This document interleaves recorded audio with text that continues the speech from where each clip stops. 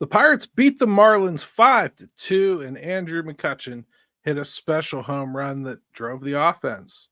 It was a good day on the North Shore. Let's talk about that next on Locked On Pirates.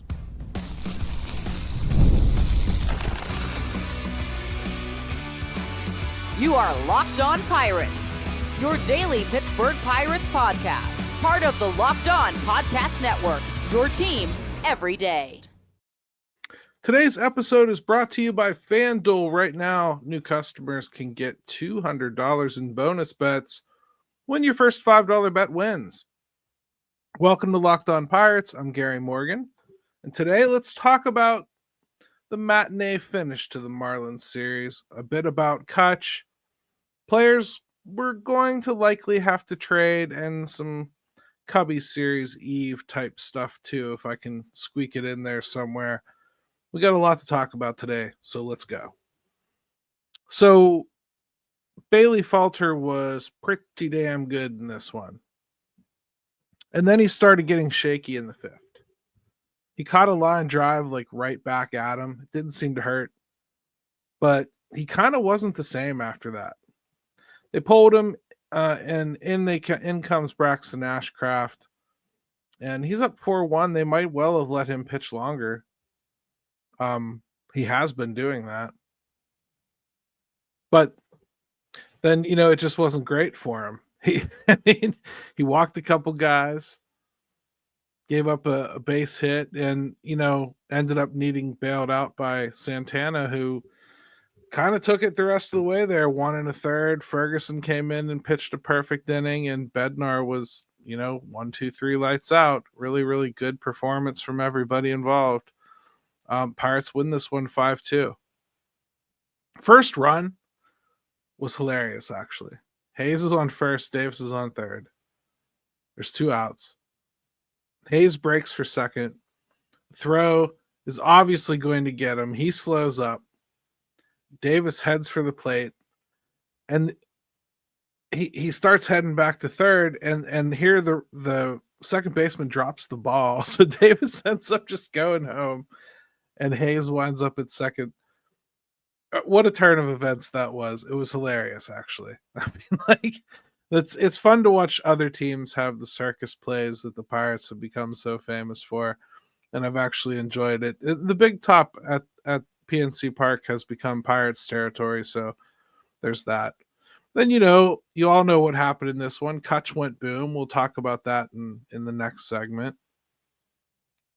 And they added on late. Good game. More importantly, the first one I've been to this year, that place didn't feel like it was just full of opposition fans or irritated Pirates fans. I mean, just normal baseball crowd enjoying a normal baseball game. It was really nice. Probably haven't felt that this entire season, honestly. Another interesting thing that happened before this game, Carmen Mlodzinski got promoted, and Kyle Nicholas was sent back to AAA. Now, this makes sense because Kyle really just has not gotten back to where he was last year at any one point. And I guess I was a little confused by this call-up because it was just on the radio on Sunday that Ben Cherington was just going off, professing up and down that Carmen was going to be a starter, period. That's what they had decided. It's what they told him they were doing when they sent him down there. They're committed to it. And I don't know. Now he got called up, and I'm thinking, well, what starter's going down? I mean, are we thinking maybe that calf injury didn't look right for Heaney? Maybe. I mean, I guess that's still on the table.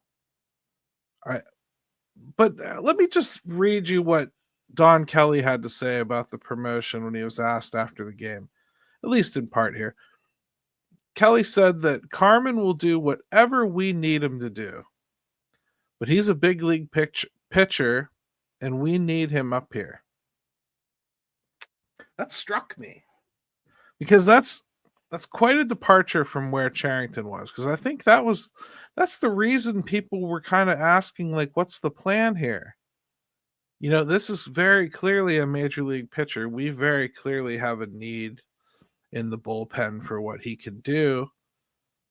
Or at the very least, I think we were starting to see better from him as a starter than what we've seen from Burrows early on here. I would almost welcome that kind of flip flop. Go back to Majinski in the rotation for a little while. I guess I didn't understand sending him down to AAA because I didn't think that he had pitched his way off the team. I felt like he had pitched his way out of the rotation, maybe. And then Charrington, kind of made sense of it in his own word salad way by explaining how important it was that they keep him at starter. And now, just listening to Don Kelly there, I'm getting the impression that he's going into the bullpen. I'm happy if that's the decision. This is the kind of decision that truly gets me excited because it means they're thinking differently. They're thinking about getting their best players right now on the field. And I don't think there's a way you can build this bullpen and rotation that Carmen Majinski is in the minors. He's either good enough to be the fifth starter or he's good enough to be a really counted on member of the bullpen who can give you some length. And they've had a couple situations where having a guy like that really, really would have helped. I've liked what Braxton Ashcraft's done there up until today or yesterday. But, I think like Carmen Majinski's got a lot more experience at it. You probably still have more upside hope for Braxton Ashcraft too. There could be a situation where he goes back down. Or maybe they both just work out of the bullpen. This could be a good thing. I hope that that's where the decision came. Just the way I'm reading it, it just feels to me like someone in that dugout wants every weapon that they can get. And it just kind of sounded to me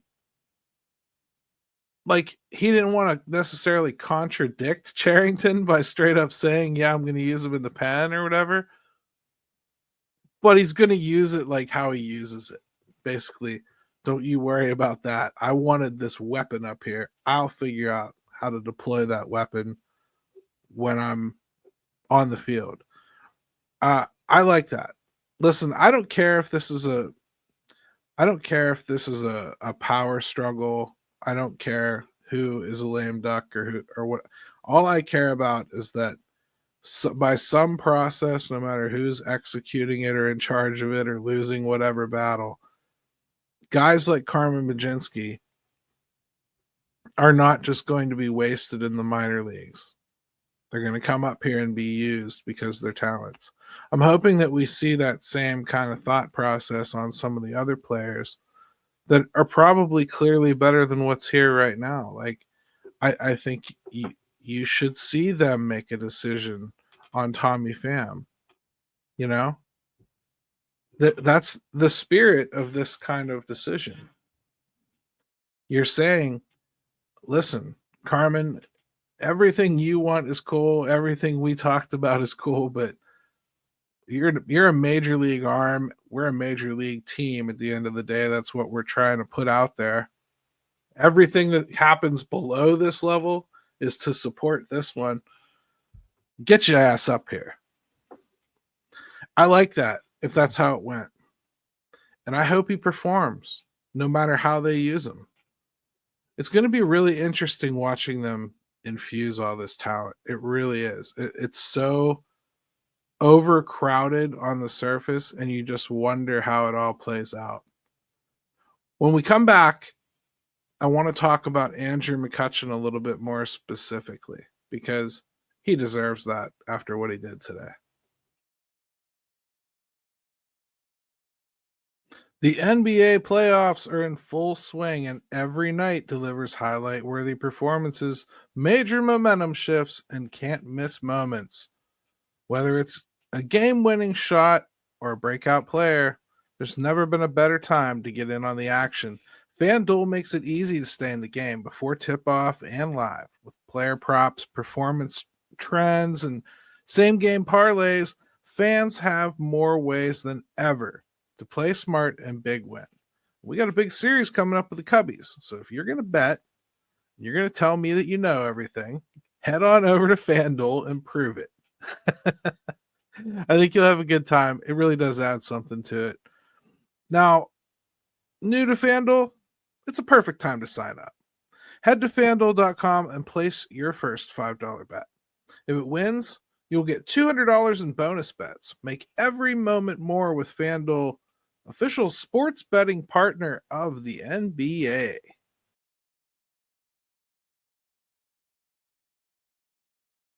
All right, hey, welcome back to Locked On Pirates. Hit me with a subscribe, please. Give me a like. Leave me a comment. We're going to love reading some of them. I bet you guys got some great things to say about our next segment here, Andrew McCutchen. So let's start with Don Kelly's reaction to this big home run. First, the 3-run home run that gives the Pirates the win today. That was enough runs to win.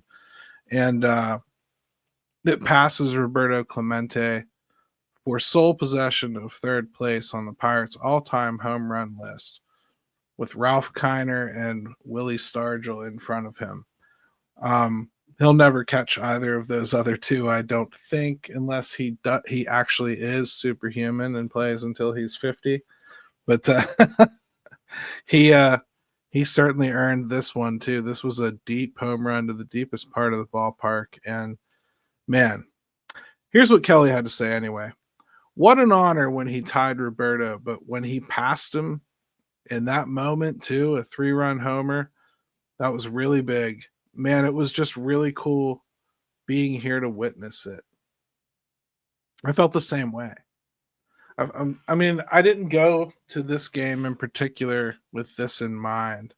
You know, there's some games that I've gone to where I specifically wanted to see a certain player, or a debut, or I thought they had a really good pitcher on the opposition team that I've been wanting to see in person, and I make a trip down for that. You know, I go to a decent amount of games, but I usually have some kind of purpose. This one in particular, believe it or not, I've only watched Bailey Falter pitch live twice the whole time he's been here. I mean, I just seem to miss him when I go to games. I don't know why, but I wanted to see him because I do a lot of crowing about him online and talking about how I do the Bailey F and Falter tweet every time he pitches well. And I've really enjoyed, honestly, this one dude just proving every single one of us wrong. It's such an equalizer what Bailey Falter has done. He has proven almost an entire segment of people called Pirates fans, media, journalists, talking heads, morons like me, morons like you, people down at the bar, people down at the VFW, every single one of us wrong. And I love it. I love when players do that. I love when they go, you don't know me, and then they show you what they are. So that's what I went for, was Bailey Falter. The Cutch thing, man, it hit me when it happened. I've been watching this dude for a long time. I know you all have too. But like when you start talking about somebody that has been playing the game of baseball at the major league level for the better part of 2 decades, that's an awful lot of eras you're covering. Like, we talk about the Cutch era. I think I'll almost think of it as 2 different Cutch eras. You know, there's the Cutch era that brought them back to the playoffs and relevancy back in the mid 2010s, and then there's this Cutch era where he ran out the string. But I have to be honest, I'm not seeing a guy that looks like he's playing out the string. There's no escaping Father Time. It catches everyone, Cutch included. I mean, he's not the same guy who won the MVP here, but he isn't playing or hitting like a 38-year-old. I mean, if his bat speed has slowed, it's not by all that much. Statistically speaking, he's on pace to have his best season since 2021. And while he's not the same player, he's playing like an essential part of this team, which kind of scares me because at some point this fairy tale will end and this offense comes up short with him. Have to figure if he continues to play like this, coming back in 2026 is very likely.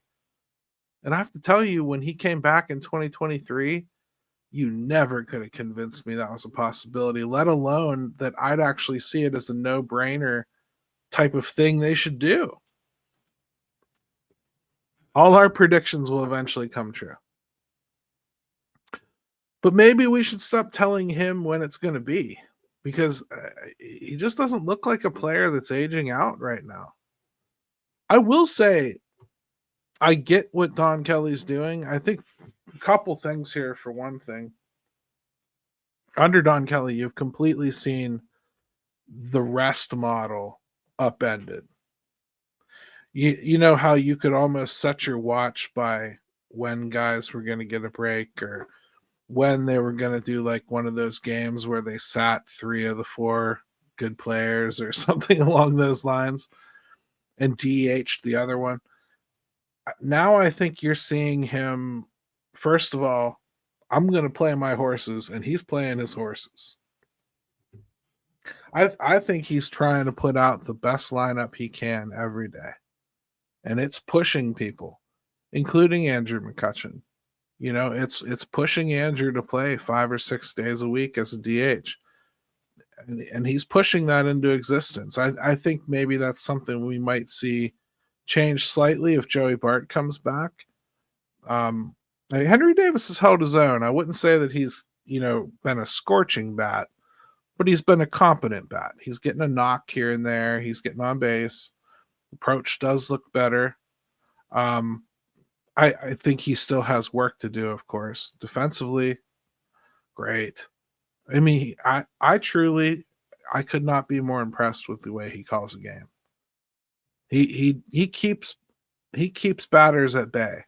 If he's got a pitcher that has even above average control, he's an absolute maestro back there. If he's got a guy that can't hit the zone, I think it frustrates him long before it frustrates the pitching coach, to be honest, because it destroys his ability to call a game or frame anything, because you're just not close enough to the zone. But outside of those ticky-tack things, I do think that Henry Davis has shown us he's a major leaguer at this point. The things that are worrying me about this team, though, are Adam Frazier's been one of their better ball players. IKF's been one of their better ball players. Andrew McCutchen's been one of their better ball players.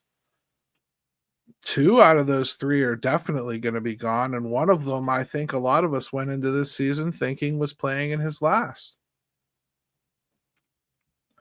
So the Pirates definitely have got to start discovering more internal answers, because we're talking about an offense that's scuffling, and now I'm talking about players like Adam Frazier, who has been one of the better hitters for the last 3 weeks on the team, period, bar none. He'll be gone. Isaiah Kiner-Falefa is hitting 300. He'll very likely be gone. And Andrew McCutchen, we all thought would be gone. So I'm sitting here going like, okay, well, that means like I've got Reynolds and I've got Cruz, and I guess Gonzalez we can add in. Horwitz looks all right. Popped another double today or yesterday. There's some elements there. Henry Davis is coming along. You still got Joey Bart. You don't got to panic yet, no matter what's going on with Endy. That's a competent backup starter if need be. I guess Jared Triolo's looked a little better yet, but man, there's a long way to go before you prove that out. Brian Hayes, he's hitting a little better. Had a good game yesterday. A couple hits. Hit that home run to try to bring him back in the game before that. So maybe, there's a little bit of a turnaround from him, but I do think there's a ceiling that's pretty well established there. It's going to have to start coming from somewhere. internally or externally. It's going to have to probably start coming from bigger trades than what we're going to talk about in the next segment. The next segment is more about just bracing yourself for what's coming. Some of those moves I just talked about, like Adam Frazier and IKF.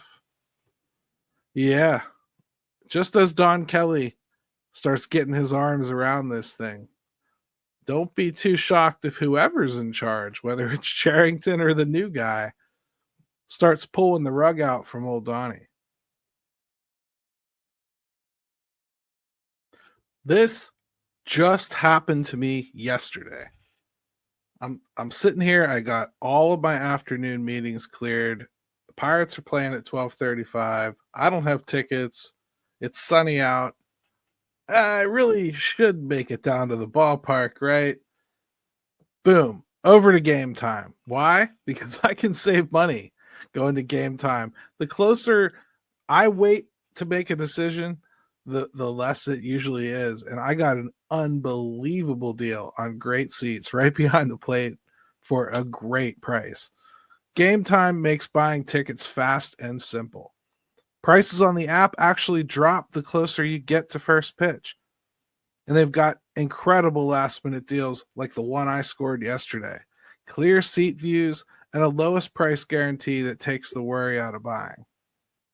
Game Time is the official ticketing partner of Locked On MLB, making it easy to browse the app for an exciting upcoming MLB game. Maybe you're going to Chicago on a spur of the moment and you want to check out the Pirates out there in Chicago. Game Time's a perfect way to do it. Take the guesswork out of buying tickets with Game Time. Download the Game Time app, create an account, and use code LOCKEDONMLB for $20 off your first purchase. Terms apply. Again, create an account and redeem code LOCKEDONMLB for $20 off. Download the Game Time app today. Last minute tickets, lowest price, guaranteed.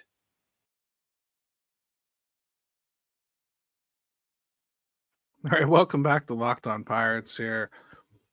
I have talked about this eventuality for like a month. And what I mean is a scenario playing out in which Don Kelly kind of makes things okay, gets the team playing decent again, at least to the level that we probably expected they were capable of in the first place. I think that's what we've seen. And he gets this ship turned around, and the Pirates they still have a bunch of rental pieces around doing it. Like I just was describing at the end there. Like, okay, Andrew McCutchen's not one of those, but Adam Frazier sure is, and Isaiah Kiner-Falefa sure is. And it's gonna take some Pepto, I think, to probably help some of you get through this. Because I think the team honestly can sustain playing a little bit better like they are right now. You're going to get a great test starting tonight against the Cubs because the Cubs are no joke. I don't think the Cubs have enough pitching to win it all. Not yet. But I do think they've got enough offense. They've got an offense that just won't quit. Now, if you're David going against Goliath and the only thing you can kill him with is that shiny, smooth stone, you better hope that shiny, smooth stone is excellent starting pitching because that's the one way the Pirates can win, right? That's how they're going to have to play the Cubs. But I think they're more equipped to play the Cubs than they were a month ago. I think they're playing better baseball. And I think if they're pitching the right way, the way they can turn these series into pretty tight series. Now, here's where the stomach part comes in because later on in the season, I can't say that's going to be true. Trading guys when your team is actually playing well, it's not easy to accept. Like when your team's struggling, you kind of want all those bums sent out, right? But you're never going to be able to overcome the math right now.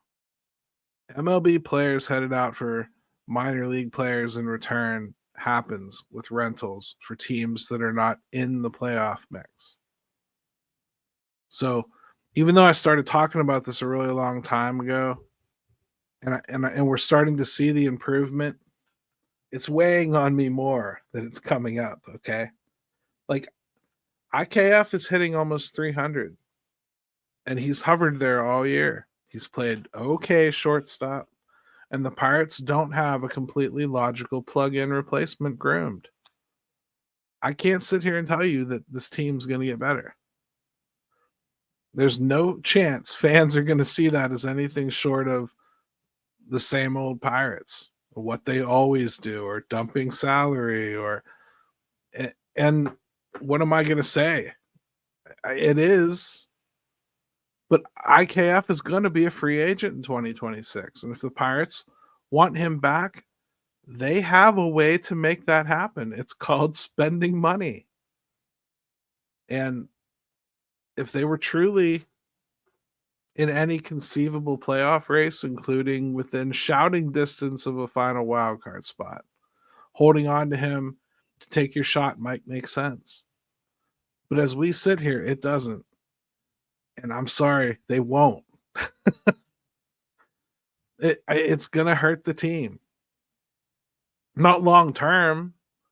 In fact, it's not like an entirely sure thing. It'll hurt them significantly even this year. But they have to do it. To not make a move like that, it involves,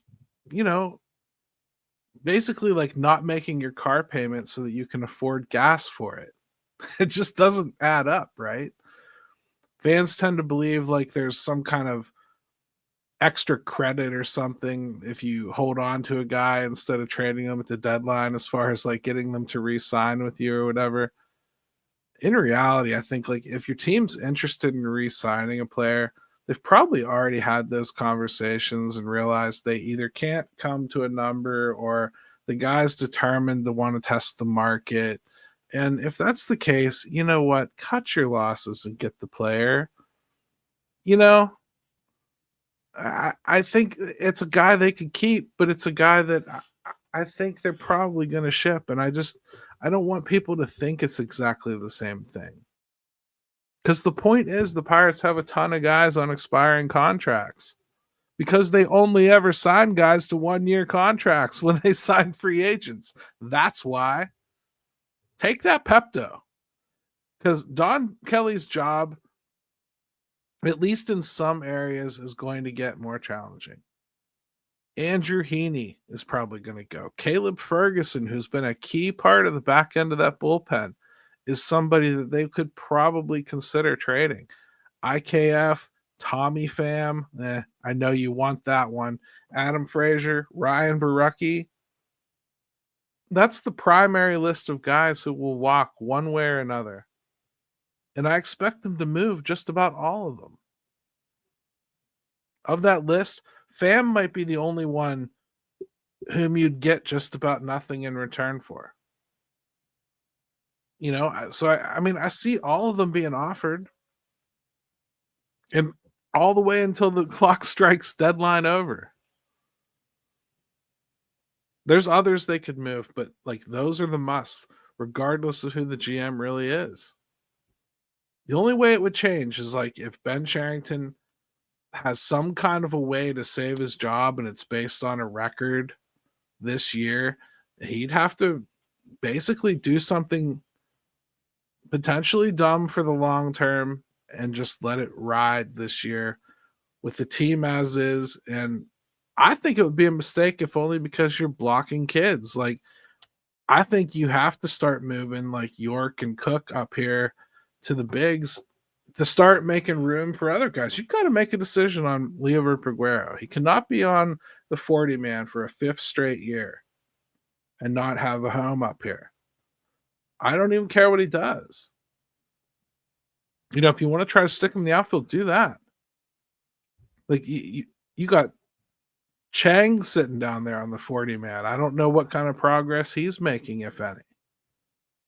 We talk about all these pitchers and the congestion and everything. Well, the offense just kind of has like scrapple. Like, you got to start getting that scrapple up here to see what you can sift out of it before you start moving on to the next class. And oh, by the way, you got to make room for the next class to start moving up. If you're going to get your offensive parts that you've drafted and developed to start getting up here in enough time to actually affect the Paul Skeens timeline, you've got to put the gas to the floor on guys. And I think that starts personally with just exploring what you have at AAA this year. I don't think there's anything incredibly interesting there. Nick York is young enough that I still feel like there's a little bit something there. Billy Cook, I think, is a guy that's capable of giving you a good stretch of games here and there and a decent glove in the outfield. I've seen him go on tears. I've seen him go on cold snaps. I think either is possible at any level. I just think that's the player he is. G1 Bay, come on, make a decision already. Do something. Cheng, I understand you just put him on the 40-man. Let's give that some time. But I'm not seeing any improvement with the bat this year, and that frustrates me. Malcolm Nunez is a guy who's been around for a long time. There's a lot of – what are we going to do with Gorski? You want to try him or not? How about Jack Sawinski? How many more times are we going to play that game? Are we going to go into spring training thinking that maybe that's the year again? Or are they going to get that knocked out this year? All these things I think we're probably going to get a glimpse of. And it's going to come from having to trade all of these one-year players. That's what's going to make the room. And I guess the way to comfort yourself is to understand that making that room is making the room that ultimately gets your next generation up, like your Mitch Jebbs and your Termarr Johnsons. And I mean, I hope Jack Brannigan at some point. And that's how it moves. Connor Griffin is moving. He's in Greensboro. I don't think there's any reason to rush him, but as soon as he's in Altoona, which could be next year or even late this year, you're looking at a guy that is a step away. And that's the way you need to get this offense put together because of how they built it on the way here. They got all this pitching here. You've got to be diligent about shepherding that offense through as quickly as you can. Not irresponsibly so, but focus on it. And I think that requires a little bit more than like the old school, like has to have X amount of at-bats, has to do blah, blah, blah. Get your check boxes done and move on with it. I think that's the way MLB is largely going with prospects now. And I think it's time for the Pirates to probably get onto that same kind of train, especially now if they have a few guys who are capable of taking advantage of it. I think that's another issue that's been involved there. Regardless, good stretch of games for the Pirates, honestly. 6-3 at home. Really good homestand, especially after how it started out sluggish against Houston. Kind of proud of my team right now. They really hung in there. Yeah, you're supposed to beat the Marlins. Yeah. I know. This team isn't supposed to beat anyone. So 6-3 at home is a good thing. 500 at home is a good thing. Over 500 with Donnie is a good thing. Let's take this attitude to the Cubbies. Let's see if we can outpitch that offense a couple times in this 4-game set. It don't mean anything to the Cubs, but it would mean a lot to us. I think it would mean a lot to the morale of this team to perform well in Chicago. And let's hope that's what we see. That's all I got for you, everybody. Make sure you check out MLB Game Night every single night here on the Locked On Network. It's a great show, and I think you'll really dig it. All the hosts have input on all the games, and the hosts are terrific at breaking down the big moments too. So check it out. It's a lot of fun. It's like old school Sports Center without the highlights. They're more mental highlights, I would say. Check it out. Let's go Bucks.